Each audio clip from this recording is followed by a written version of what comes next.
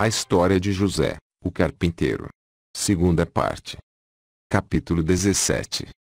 Quando terminou de dizer essas palavras, entrei no local onde ele se encontrava e ao vê-lo agitado de corpo e de alma, disse-lhe, e salve, José, meu querido pai, ancião bom e abençoado.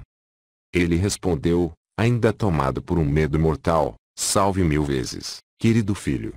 Ao ouvir tua voz, minha alma recupera sua tranquilidade. Jesus, meu Senhor, Jesus, meu verdadeiro Rei, meu Salvador bom e misericordioso, Jesus, meu Libertador, Jesus, meu Guia, Jesus, meu Protetor, Jesus, em cuja bondade encontra-se tudo, Jesus, cujo nome é suave e forte na boca de todos, Jesus, olho que vê e ouvido que ouve verdadeiramente, escuta-me hoje, teu servidor, quando elevo meus rogos e verto meus lamentos diante de ti. Em verdade tu és Deus. Tu és o Senhor, conforme me tem repetido muitas vezes o anjo, sobretudo, naquele dia em que suspeitas humanas se aninharam em meu coração, ao observar os sinais de gravidez da Virgem sem mácula, e eu havia decidido abandoná-la. Mas, quando eu estava pensando nisto, um anjo apareceu-me em sonhos e me disse, José, filho de Davi, não tenhas receio em receber Maria como esposa, pois o que há de dar à luz é fruto do Espírito Santo. Não guardes suspeita alguma a respeito de sua gravidez. Ela trará ao mundo um filho e tu dar-lhe-ás o nome de Jesus. Tu és Jesus Cristo, o Salvador da minha alma, de meu corpo e de meu espírito. Não me condenes, teu servo e obra de tuas mãos. Eu não sabia, nem conhecia o mistério de teu maravilhoso nascimento, e jamais havia ouvido que uma mulher pudesse conceber sem a obra de um homem, e que uma virgem pudesse dar à luz sem romper o selo de sua virgindade. Ó meu Senhor! Se não tivesse conhecido a lei deste mistério, não teria acreditado em ti, nem em teu santo nascimento, nem rendido honras a Maria, a Virgem, que te trouxe a este mundo. Recordo ainda aquele dia em que um menino morreu por causa da mordida de uma serpente. Seus familiares vieram a ti com intenção de entregar-te a Herodes. Mas tua misericórdia alcançou a pobre vítima e lhe devolveste a vida para dissipar aquela calúnia que te faziam, como causador da sua morte. Pelo que houve uma grande alegria na casa do defunto. Então eu te peguei pela orelha e te disse, não sejas imprudente, meu filho. E tu me ameaçaste dessa maneira, se não fosses meu pai segundo a carne, dar-te a entender o que é isto que acabas de fazer. Sim, pois, ó meu Senhor e Deus, esta é a razão pela qual vieste em tom de juízo e pela qual permitiste que recaíssem sobre mim estes terríveis presságios. Suplico-te que não me coloques diante do teu tribunal para lutar comigo. Eis que eu sou teu servo e filho de tua escrava. Se houveres por bem romper meus grilhões, oferecer-te-ei um santo sacrifício, que não será outro senão a confissão da tua divina glória, de que tu és Jesus Cristo, Filho verdadeiro de Deus e, por outro lado, Filho verdadeiro do homem. Capítulo 18. Quando meu pai disse estas palavras, eu não pude conter as lágrimas e me pus a chorar, vendo como a morte vinha apoderando-se dele pouco a pouco e ouvindo, sobretudo, as palavras cheias de amargura que saíam da sua boca. Naquele momento, meus queridos irmãos, veio-me ao pensamento a morte na cruz que haveria de sofrer pela vida de todo mundo. E então Maria, minha querida mãe, cujo nome é doce para todos os que me amam, levantou-se e disse-me, tendo seu coração inundado na amargura, ai de mim, filho querido. Então está a morte o bom e abençoado ancião José, teu pai querido e adorado. Eu lhe respondi, ó, minha mãe querida. E quem entre os humanos ver-se-á livre da necessidade de ter de encarar a morte? Esta é dona de toda a humanidade, ó, mãe bendita. E mesmo tu has de morrer como todos os outros homens. Mas nem tua morte nem a de meu pai José pode chamar-se propriamente morte, mas vida eterna e ininterrupta. Também eu hei de passar por este transe por causa da carne mortal com a qual estou revestido. Agora, porém, mãe querida, levanta-te e vai até onde está o abençoado ancião José, para que possas ver o lugar que o guarda lá no alto. Capítulo 19. Levantou-se, então, entrou no local onde ele se encontrava e pôde apreciar os sinais evidentes da morte que já se refletiam nele. Eu, meus queridos, Postei-me em sua cabeceira, e minha mãe aos seus pés. Ele fixava seus olhos no meu rosto, sem poder sequer dirigir-me uma palavra, já que a morte apoderava-se dele pouco a pouco. Então, elevou seu olhar até o alto e deixou escapar um forte gemido. Eu segurei suas mãos e seus pés durante um longo tempo, e ele me olhava suplicando-me que não o abandonasse nas mãos dos seus inimigos. Eu coloquei minha mão sobre seu peito e notei que sua alma já havia subido até sua garganta para deixar seu corpo. Mas ainda não havia chegado o momento supremo da morte, caso contrário, não teria podido aguentar mais. Não obstante, as lágrimas, a comoção e o abatimento que sempre a precedem já se faziam presentes. Capítulo 20. Quando minha mãe querida viu-me apalpar o seu corpo, quis ela de sua parte apalpar os pés, e notou que o alento havia fugido juntamente com o calor. Então dirigiu-se a mim e disse-me ingenuamente: "Obrigada, filho querido, pois desde o momento em que puseste tua mão sobre seu corpo, a febre o abandonou. Vê, seus membros estão frios como gelo." Eu chamei os seus filhos e filhas e lhes disse: "Falai agora com vosso pai, que este é o momento de fazê-lo, antes que sua boca deixe de falar e seu corpo fique hirto, imóvel e rígido." E seus filhos e filhas falaram com ele. Mas sua vida estava minada por aquela doença mortal que provocaria sua saída deste mundo. Então Lise, filha de José, levantou-se para dizer aos seus irmãos: "Juro, queridos irmãos, que esta é a mesma doença que derrubou a nossa mãe e que não voltou a aparecer por aqui até agora. O mesmo acontece com o nosso pai José, para que não voltemos a vê-lo senão na eternidade." Então os filhos de José romperam em lamentos. Maria, minha mãe, e eu, de nossa parte, unimos-nos ao seu pranto, pois já havia chegado a hora da sua morte. Capítulo 21. Pus-me a olhar para o sul e vi a morte dirigir-se a nós. Vinha seguida de Amenti, que é seu satélite, e do diabo, a quem acompanhava uma multidão de esbirros vestidos de fogo, cujas bocas vomitavam fumaça e enxofre. Ao levantar os olhos, meu pai deparou-se com aquele cortejo que olhava com rosto colérico e raivoso, do mesmo modo que costuma olhar todas as almas que saem do corpo, particularmente aquelas que são pecadoras e que considera como propriedade sua. Diante da visão deste espetáculo, os olhos do bom velho anuviaram-se de lágrimas. Foi este o momento em que meu pai exalou sua alma com um grande suspiro, enquanto procurava encontrar um lugar onde se esconder e salvar-se. Quando observei o suspiro de meu pai, provocado pela visão daquelas forças até então desconhecidas para ele, levantei-me rapidamente e expulsei o diabo e todo o seu cortejo. E eles fugiram envergonhados e confusos. E ninguém entre os presentes, nem mesmo minha própria mãe Maria, apercebeu-se da presença daqueles terríveis esquadrões que saem à caça de almas humanas. Quando a morte percebeu que eu havia expulsado e mandado embora as potestades infernais, para que não pudessem espalhar armadilhas, encheu-se de pavor. Levantei-me apressadamente e dirigi esta oração a meu Pai, ao Deus de toda misericórdia. Capítulo 22.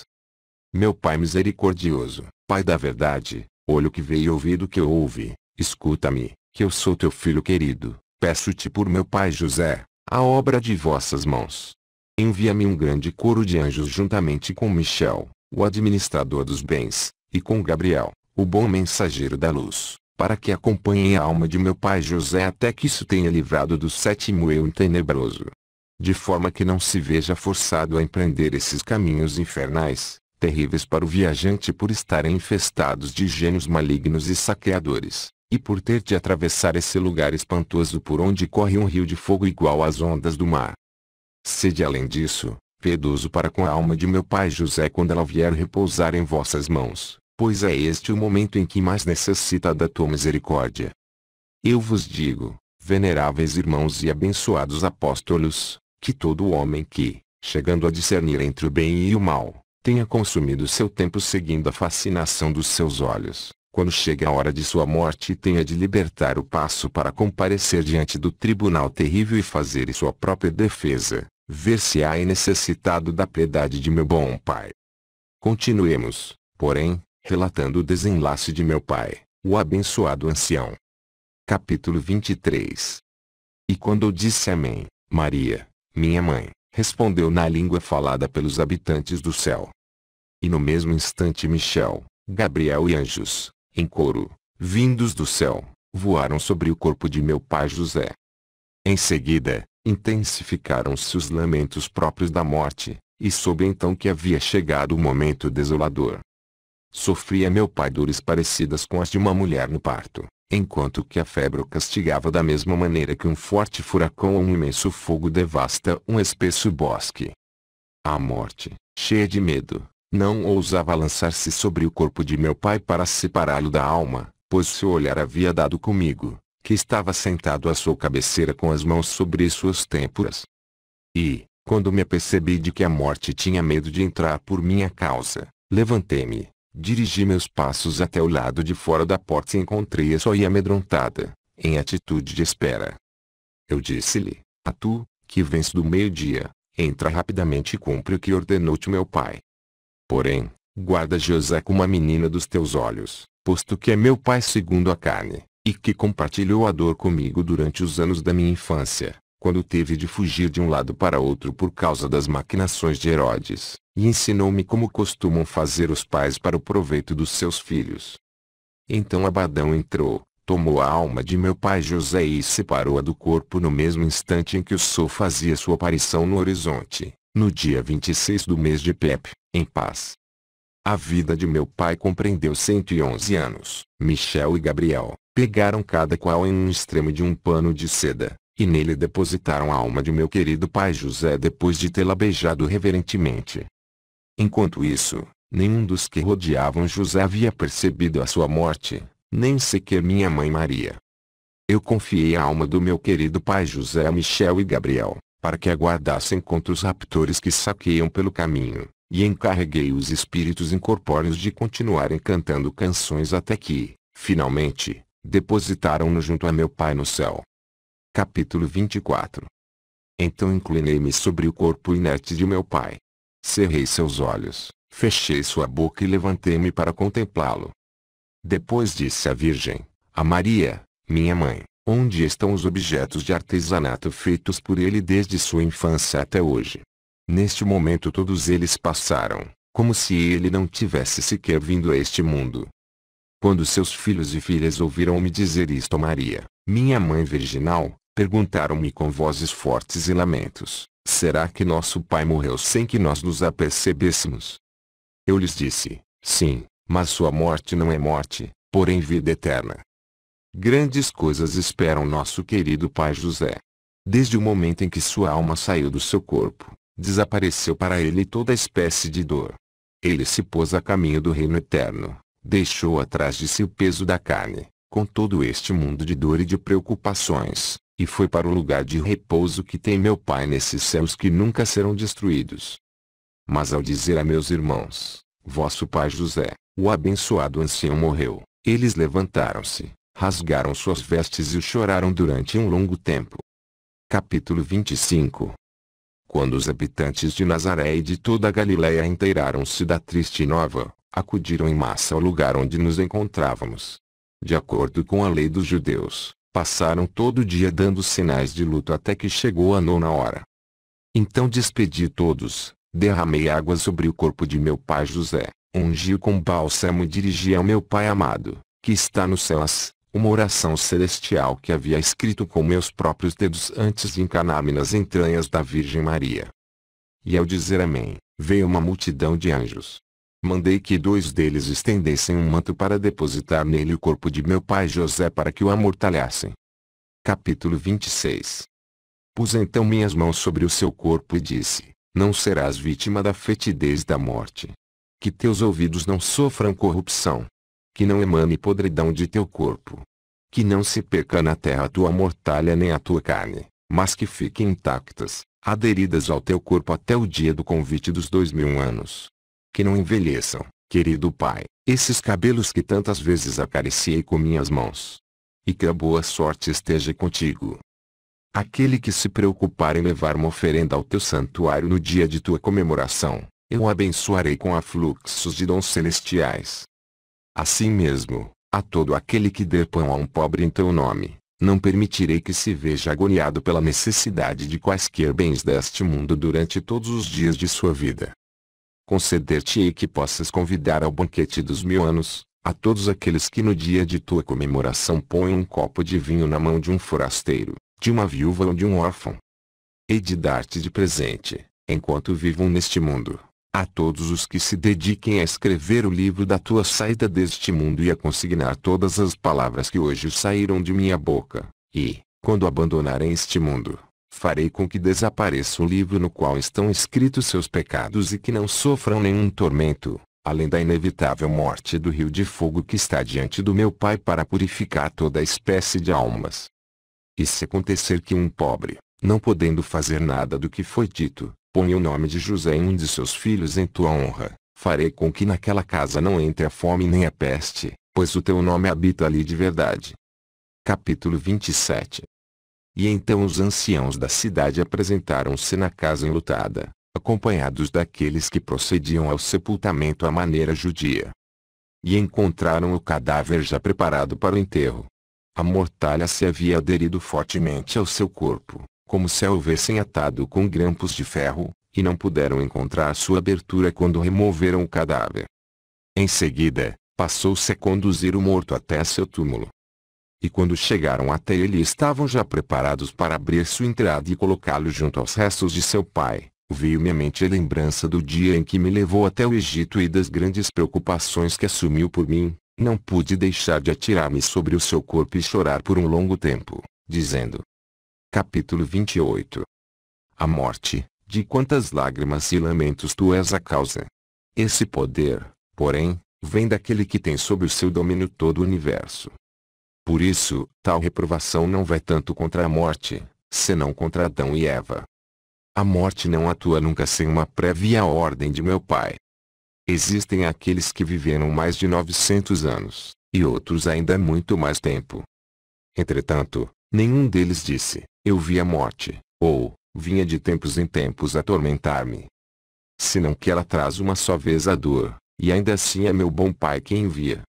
E quando vem em busca do homem, ela sabe que tal resolução provém do céu.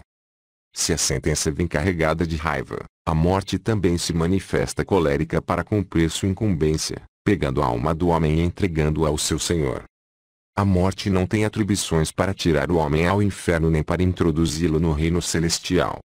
A morte cumpre de fato a missão de Deus, ao contrário de Adão, que, ao não submeter-se à vontade divina, cometeu uma transgressão. Ele irritou meu Pai contra si, por haver preferido dar ouvidos à sua mulher antes de obedecer à sua missão, e assim todo ser vivo ficou implacavelmente condenado à morte. Se Adão não houvesse sido desobediente, meu Pai não o teria castigado com esta terrível sina. O que impede agora que eu faça uma oração ao meu bom Pai para que envie um grande carro luminoso para elevar José, a fim de que não prove das amarguras da morte e que o transporte ao lugar de repouso, na mesma carne que trouxe ao mundo, para que ali viva com meus anjos incorpóreos. A transgressão de Adão foi a causa de sobrevirem esses grandes males sobre a humanidade, juntamente com o irremediável da morte. E embora eu mesmo carregue também esta carne concebida na dor, devo provar com ela da morte para que possa predar-me das criaturas do que formei. Capítulo 29. Enquanto eu dizia essas coisas abraçado ao corpo de meu pai José, e chorando sobre ele, abriram a entrada do sepulcro e depositaram o cadáver junto ao de seu pai Jacob. Sua vida foi de 111 anos, sem que ao fim de tanto tempo um só dente tivesse ficado estragado em sua boca, ou sem que seus olhos se tornassem fracos, senão que todo o seu aspecto assemelhava-se ao de um afetuoso menino. Nunca esteve doente, senão que trabalhou continuamente em seu ofício de carpinteiro, até o dia que sobreveio a doença que haveria de levá-lo ao sepulcro.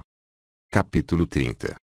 E quando nós, os apóstolos, ouvimos tais coisas dos lábios de nosso Salvador, pusemo-nos em pé cheios de prazer e passamos a adorar suas mãos e seus pés, dizendo com êxtase da alegria, damos-te graças, nosso Senhor e Salvador, por te haveres dignado a presentear-nos com essas palavras saídas de teus lábios. Mas não deixamos de admirar, ó bom Salvador, pois não entendemos como, havendo concedido a imortalidade a Elias e a Enoque, já que estão desfrutando dos bens na mesma carne com que nasceram sem que tenham sido vítimas da corrupção. E agora, tratando-se do bendito ancião José o carpinteiro, a quem concedeste a grande honra de chamá-lo teu pai e de obedecê-lo em todas as coisas, a nós mesmos nos encarregaste, quando fordes revestidos da mesma força recebereis a voz de meu Pai, isto é, o Espírito Paráclito, e sereis enviados para pregar o Evangelho, e pregai também ao meu querido pai José, e, ainda, consignai estas palavras de vida no testamento de sua partida deste mundo, e lê as palavras deste testamento nos dias solenes e festivos, e quem não tiver aprendido a ler corretamente, não deve ler este testamento nos dias festivos. E finalmente, quem suprimir ou adicionar algo a estas palavras de maneira a fazer-me embusteiro, será réu de minha vingança. Admira-nos, repetimos, aquele que, havendo chamado teu pai segundo a carne desde o dia em que nasceste em Belém, não lhe tenhas concedido a imortalidade para viver eternamente. Capítulo 31. Nosso Salvador respondeu dizendo-lhes, a sentença pronunciada por meu pai contra Adão não deixará de ser cumprida, já que este não foi obediente aos mandamentos. Quando meu pai destina a alguém ser justo, este vem a ser imediatamente o seu eleito. Se um homem ofende a Deus por amar as obras do demônio, acaso ignora que um dia virá a cair em suas mãos se seguir impenitente, mesmo se lhe concederem longos dias de vida? Se ao contrário, alguém vive muito tempo fazendo sempre boas obras, serão exatamente elas que o farão velho. Quando Deus vê que alguém segue o caminho da perdição, costuma conceder-lhe um curto prazo de vida e o faz desaparecer na metade dos seus dias. Quanto aos demais, hão de ter o exato cumprimento das profecias ditadas por meu pai acerca da humanidade, e todas as coisas hão de suceder de acordo com elas. Haveis citado o caso de Enoque e de Elias, eles, dizeis, continuam vivendo e conservam a carne que trouxeram a este mundo, porque, então, em se tratando de teu pai, não lhe permitiste conservar seu corpo. Então eu digo que, mesmo que houvesse chegado a ter mais 10.000 anos, sempre incorreria na mesma necessidade de morrer. Mas ainda, eu asseguro que sempre que Enoque e Elias pensam na morte, desejariam já vê-la sofrido ao verem-se assim, livres da necessidade que lhes é imposta, já que deverão morrer num dia de turbação, de medo, de gritos, de perdição e de aflição. Pois haveis de saber que o anticristo há de matar estes homens e derramar seu sangue na terra como a água de um copo por causa das incriminações que lhe imputarão quando os acusarem. Capítulo 32. Nós respondemos dizendo, Nosso Senhor e Deus, quem são esses dois homens dos quais disseste que o filho da perdição derramará seu sangue como a água de um copo? Jesus, nosso Salvador e nossa vida, respondeu, Enoque e Elias. E ao ouvir estas palavras da boca de nosso Salvador, se nos encheu o coração de prazer e de alegria. Por isso lhe rendemos homenagens e graças como nosso Senhor, nosso Deus e nosso Salvador, Jesus Cristo, por meio de quem vão para o Pai toda a glória e toda a honra, juntamente com Ele e com o Espírito Santo vivificador, agora, por todo o tempo e pela eternidade das eternidades. Amém. Fim.